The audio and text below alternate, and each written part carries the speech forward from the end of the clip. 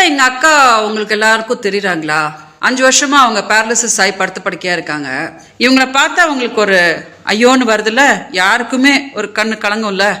5 வருஷமா நான் இந்த வேலை யாரும் எனக்கு சப்போர்ட் கிடையாது. நான் ஒத்த பொண்ணா அவங்கள பார்த்துட்டு இருக்கேன். எனக்கு அப்பா அம்மா கிடையாது. அக்கா வருஷம் நான் பெங்களூர்ல ரொம்ப கஷ்டப்படுறேன். சென்னையில் என்னை கொஞ்சம் வாழ விட்டுடுங்க, நான் வாழ்ந்துக்கிறேன். இவ்வளோதாங்க நான் கேட்டேன். இதுக்கு எனக்கு விபச்சாரி பட்டம் கட்டியாச்சு.